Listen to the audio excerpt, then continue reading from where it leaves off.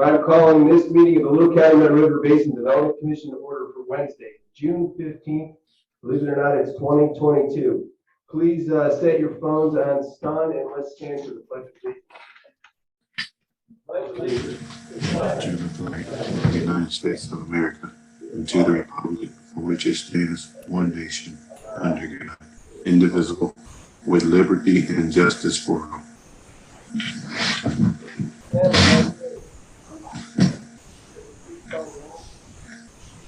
Here.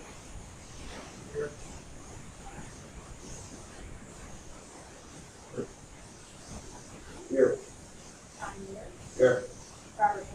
Here. Here. Present, we have a quorum. Let's rock and roll. Next up is the approval of minutes for May 18th. I'm sure you all read them. Any motions, modifications, what say you? I'd like to make a motion to approve the minutes for May 18th, 2020. There's a motion, is there a second? Second. Any discussion? They're not, I'm still doing roll calls. Mrs. Lambert? Yes. Yes. Yeah. Yes.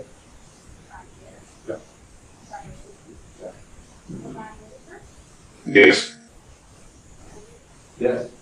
Moving right along, chairman's reports. Happy summer. Okay. Right. So the premise is those greenish pictures show what happens when a $275 million man-made flood control project is not maintained. So we do not want to do that again. We're far better off now as a community to make sure something like September 2008 doesn't happen again. It's all about making it all better. And this is economic development project now, and so much is moving people from having to pay federal mandatory flood insurance. Puts about $4 million back into the community every year. Thank you very much. But if you don't do the maintenance and you don't pay attention to water, those geopolitical boundaries, things like what are on that board from September 2008, I think we're going to have to be going to see. I'm proud to be part of this, and individuals who help us and continue to be stewards of what happens well in this city. Enough about that. Let's go to the finance report and approval of claims for June 2020. We need a motion to the program. Chairman, I'd like to make a motion to approve the claims for June 2022 in the amount of $271,016.95. There's a motion, is there a second? A whole bunch of seconds. Mr. Repay, spending some money.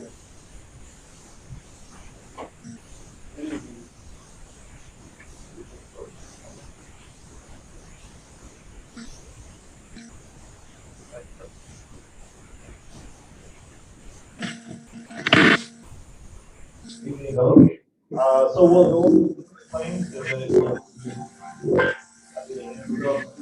Great Lakes Electrical Maintenance for $6,300 for our pump station inspection. That's monthly. That does not include our inspections that they took the whole day on doing. Town of Griffith, $50,000 reimbursement. That's a part of our agreement with them yearly. We pay them $50,000. They maintain the Katy Marsh ditch so long as it's in compliance of the Corps. Also, the town of Griffith, $20,461 for the watershed project for the Katy Marsh screen raking project. They will be complete with that here pretty soon, and we'll be bidding that project out so we can actually get a functioning rake at that location. Wiltshire Excavating, $39,140. That was tree clearing from the 15-foot threshold between stage 7 and stage 8. That was cited in our inspection report of previous years. That was completed, and he billed it to us here a little bit on the late side, but nonetheless, he has gotten it to us. Wessler Engineering for the Beaver Dam Ditch Watershed Study for $19,033.78. They will be presenting their conclusion and results of their study at the July meeting. And we have a couple here for Garcia for culvert cleaning and bank stabilization, as well as some pop-up items when the gates aren't working. They go out there and assist with the contractor to make sure that it's done correctly. Some of these claims are a couple months old. That's why there could be some, there is some Larger numbers for one, there's the 20,203. And then Christopher Burke for the Griffith Levee rehab and interior drainage, that's for $37,098.75. That project will be, you'll have a motion on the July meeting to have that advertised with a completion or award date in August, at our August meeting. I think I hit most of the higher ones, and if you have questions about the other ones. Okay, any questions for Mr. Repay about paying the bills? Who stole the manhole covers? I don't know, we're having Where's the manhole covers? They're stealing the manhole covers. Yeah, they're doing something with them. They're either taking them off or rolling into the river. I can't find them or they're taking them. I mean, I don't know if there's a value. I don't know. Where is there locations? Is it one? Is it 50? How many we talking about? Probably 3 or 4. There's one at Wendy's. There was one at Wendy's in Hammond. There's one at the Grant Street East Pump Station. That's another one that I can tell you right at the top. There's 2 other ones that we just will go by them and they're missing. They're just gone, and they can't fit down the casting. It's just, and some of them, one time they actually took the whole casting with it. So, I mean, either they're very strong or they got some great equipment because pretty heavy stuff. Or use it for another project? I mean, that's if they have the equipment. All right, any other questions for Mr. Repay on those? All right, we have a motion and a second. Mrs. Lambert. Yes. Tom Becky, Yes. Derek Nivett, Yes. Dave Yes. Ron Ware, Yes. Robert Ochi, Yes. Levon Whitaker, Yes. William Baker. Yes. Move right along, Mr. Repay. So we'll do the annual or monthly report, mainly when it's consumed the last week and a half, probably 2 weeks of our time is getting prepared for the annual inspections that occurred from the 6th to the 10th. And that really came from Pine Avenue all the way to I-65, including the INDOT portion where that's always a little bit difficult because we're on the expressway and it's pretty dangerous. Derek was able to join us on part of the levee. We were sort of tied down a little bit because our mowing cycle wasn't technically supposed to start till this week. We moved it up as fast as we can, so we're trying to mow in front of the levee inspection team. Sometimes that worked out great and sometimes not so much, but they did manage to finish the levee team. The gates all appeared to work as far as I was told, although that's always subject to change. And the pump stations all were functioning in good order. So the Army Corps was pretty satisfied with that side of the inspections in Gary/Griffith. So we would anticipate a report in 30 days from them on that, and we're trying to finalize some of the issues in the Hammond report before they issue their final report on that for that inspection. The Griffith levee is ready to be bid out at the next meeting, as I stated. They're at 90% plus, and we had just some minor corrections and some land issues that we were dealing with. But once again, those will be awarded hopefully in August, but certainly bid out in December. The Calumet ditch study has gone. The monitoring wells are in place by DLZ, and they're going to do that based on their contract as far as monitoring the situation there. The natural spring project going forward. I've driven by a couple times. I'm sure Dave, you've been by more than enough times. Garrett is doing good work. They've had good weather to complete the work. The stabilization was awarded from the drainage board, and we have an interlocal agreement for that. And that's at Hart Ditch? Hart Ditch between Twin Creek and Park West. It's about, I think it's 800 feet, I believe. We're making our way north. Yeah, we're making our way north. It's actually going to work out good because at 45th and Hart Ditch, the county highway department is going to be redoing that bridge. So forewarning for everyone that uses 45th to go east and west through that area because they're redoing that bridge. So they're going to continue the stabilization from that point to the railroad, which is by White Oak Park. So then we're going to get into moving to the good neighborhood of a lot of densely populated residential Later on, I believe, Mike Brody from the Army Corps will be on to update us about the real estate. We've had some good meetings dealing with that and accrediting. Spoke and updated our friends at the township as far as the projects that we were doing with United Engineering and the pump or lift station we're probably going to put in that area, as well as doing some removal of fence and acquisition of property. We continue to do the video and the cleaning of the outfalls per the Army Corps standards to make sure every 5 years that they're done. You received a packet just today, we just got an email today for the environmental partnership there through Nature Conservancy, the Audubon and the county, and they issued their little update report as well. And then we're assisting our friends in the city of Gary with their Lomar. So we're also continuing to do scanning. So now that our summer help is in place, this more scanning of documents will start appearing on our website. We'll have, I think they're on the last 2 boxes of agendas and minutes, so that hopefully in the next month or so, all the minutes, all the agendas for every meeting that has taken place in this body will be placed on the website for all to see. And then we'll start getting into individual easement language packets, which will be a little bit more difficult because we want to make sure we get the survey and we get the appraisals and all the approvals from before we get rid of those. But that's, I think there's 1,500 of those, so that will be a couple-year project. And that's Can you help me with the update from Lake County Parks with regards to what's going on with that program, please? You know, I didn't necessarily read his email because it came at about 4 o'clock. I'll read it. There you go. Because we ain't the old guy with no cheaters doing. Here's a report for the Little Cal for the month. Great Lakes Audubon today marks the end of the 2020 Marshburg monitoring season. They will press the numbers to share with them. Daniel submitted a picture, or whatever, shows an area from MLK South with water parsnips coming up in an area that was previously solid phragmites. It was burned in 2021 and treated with herbicide later that year. The second is the Wetlands Initiative, MLK South. Water control structure application has been submitted to the Corps and IDEM and the Highland Heron Rookery. Say that 10 times back. Application will be submitted next week. They have been surveying contractor work. The wetland plant communities took promising across all 3 sites. MLK South is probably the best, and 2 photos show locations in the northwest corner of the site where contractors planted floods last year. Talked to contractors about follow-up treatments this fall. Lake County Parks, the crew has been working at the Highland Rookery and in the last few weeks working exclusively at MLK South.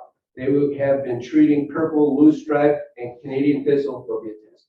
They will be going back to Highland to continue work after their initial treatment in May. Craig Zanstra, Planning Superintendent, Lake County Parks. So there, by the way, I picked up one of the pictures out of the report that you sent, and it's now on the shared screen so you can see what purple loosestrife and thistle and.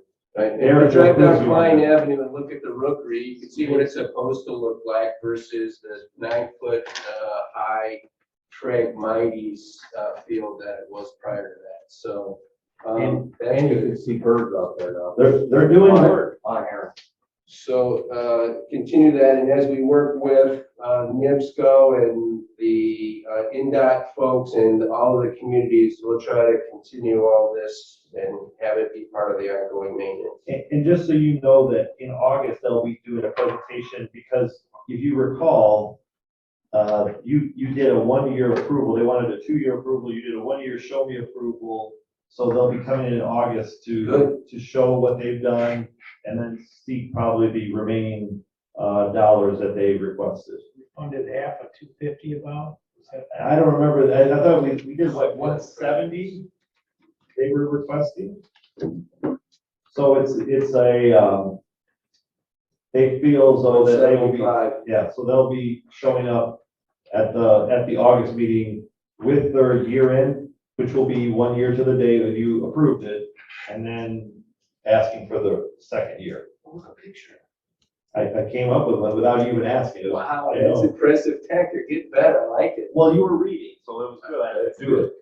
All right, is there any questions for Mr. Repay? What's going on in the field? Outstanding. Thank you. Continue to do well. All right, next up is other issues, new business. Mr. Chairman, I'd like to make a motion to open proposals for flood wall joint sealant replacement, repair in stages 7 and 8, and award to the lowest and most responsive bidder, pending review by attorney, engineer, and staff. There's a motion. Is there a second? Second. All right, and this is stage 7 and 8. What is that, Dan? From Northcott to the state line? It's going to be, actually, this is gonna be stage 7 primarily, then we can extend it to stage 8, but this first bid will be 7.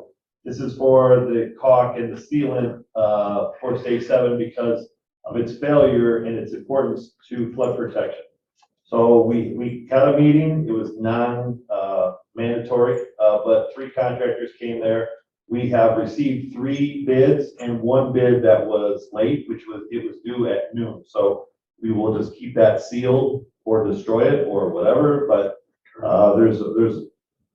we put it at noon so we can get everything ready and not at 4:30 when we're all running over here. So we have 3 bids. I will open them if you want to do something else in the meantime, or you can watch me open bids, however you want to do it. So, part of, and you all know, is 7 was the first segment of newly constructed flood control system after the flood of 2008. So after that event and everybody was flooded, 7 is primarily Munster that was underwater for, under 8 feet of river water. And already we have maintenance problems. So I just need to point that out. And it's not going to be an easy fix in so much as it's an entire segment, highly residential, very dense, and it's got to be both on the inside and outside of the wall. So it'll be an interesting exploratory event as well as the maintenance thing. How's that filler, Dan? That's great. If you keep on going, that'd be even better. I have a question. Since the motion was made for stages 7 and 8, and Dan said it's only 7, do we need to modify that? You could, because it's only gonna be stage 7. Okay. All the contractors that are here know where the area is, and we'll make sure it's all based off of 1,000 linear feet. As I mentioned in the work study session, as far as how they're going to bid this, and so it's going to be a little bit difficult to really ascertain as to what this is going to be. The first bidder was Grimmer Construction with a bid of $52 per linear foot. So you make it out 1,000, you do 52,000 for every 1,000 feet is what their bid is. Expansion joint for Gary up is $40 a linear foot. So if you do that times 1,000, it's going to be 40,000 for every 1,000. Now we're estimating this to be probably 10,000 or plus linear feet. The last bidder is going to be Dyer. So the bids are at 1,000 linear feet, but we think the estimate of the work is going to be 10,000. Yeah, at least 10,000. I'm Minimum. gonna say it's probably Minimum. higher than that. Yeah. And then the Dyer, which by the way, I have to give the prize for the best envelope, is $14.85 per linear foot. So $14.85. yeah, so we're gonna double check to see whether in fact what they've got is, we're all under the same understanding so that they're coming back to us. So we've got 40, 52, and 14. So Interesting. they all were out there, and we will look at it and talk to each contractor. So thank you. Did I do a roll call vote on the motion in a second? Not yet. Let's do that. All right. Tom Chesky, Yes. Tom Dezdecky, Yes. Derek Nivitz, Yes. Dave Castellanos, Yes. Ron Ware, Yes. Robert Ochi, Yes. Levon Whitaker, Yes. William Baker. Yes. Next up, anything else with that, Dan, that you want to talk about? Nope, we'll talk to our engineers and our attorneys. So And for Important people. All right, next up is real estate crediting update for the U.S. Army Corps of Engineers. I think you have Mike Brody here. He sent us a report this afternoon. We were already in the meeting, but I'm certain he could talk about the update as to what we are. We had a meeting on the Friday before Memorial Day, and we had some good, due outs from that meeting as to what was expected on both parties. And so I guess Mike will tell us where they stand on their end and what we still need to do on our end. All right, Mike, it's up to you now. Let's do your introduction thing. Hey, good evening. Can you guys hear me? Great. Yeah, this is Mike Rody with the real estate of the Army Corps of Engineers. As Dan mentioned, we had a good meeting with our staff and his staff and Jodi on the 27th to talk through the remaining acquisitions, the remaining credit items, and what needed to be completed in order to complete those packages. And we kind of lumped them all into a couple different categories. So of all the ones between that meeting and today that have been fully approved, so we're generally tracking there are 68. There were 68 tracks in the final phase here. 64 of them have been acquired. Of the credit packages that have been submitted, there are 30 that have been approved. The most recent ones in bold, there are the 18 that were approved as part of the pump station. Some of the additional information we got from Dan, put those in the fully approved category. And then a few remaining pump stations that will be fairly easily approved after that, which would bring us closer to 40 fairly soon. The next couple ones that we discussed were the tax sales, which were under review by our attorney. Our attorneys completed that review with respect to the tax sales. So those are, we don't have any additional concerns with moving those tax sales towards approvable. We just haven't fully signed off on them yet, but those are highly likely to be signed off on before the next board meeting. Then there's the additional ones, which were these acquisitions that were slightly above fair market value, which is another set of ones. So we're in receipt of the memoranda from Dan and Jodi regarding the deviation from those fair market values. We discussed them. They're all relatively, we understand the deviations, and they all appear approvable.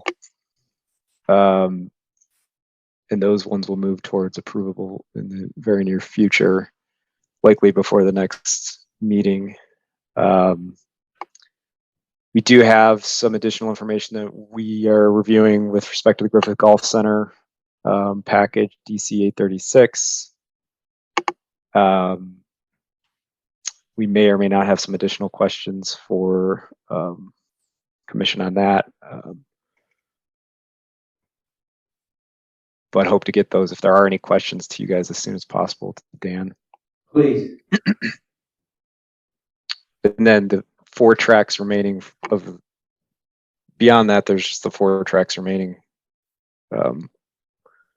for Little Cal Commission to acquire. So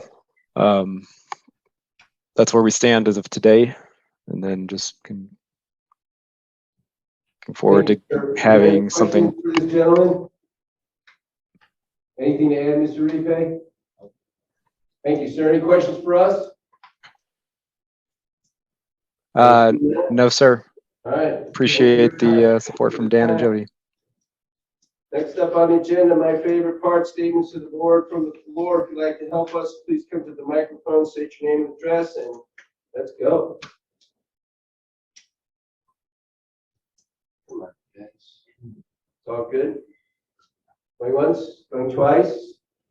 Outstanding. Close that portion of it. Bring it to the board. Start with Mr. Castellanos. What's going on? Oh, thank you for the number one, huh? Good. Well, first of all, I want to thank Commissioner Ron Ward for coming out for the spring groundbreaking ceremony. And it was attended by over maybe about 50 people.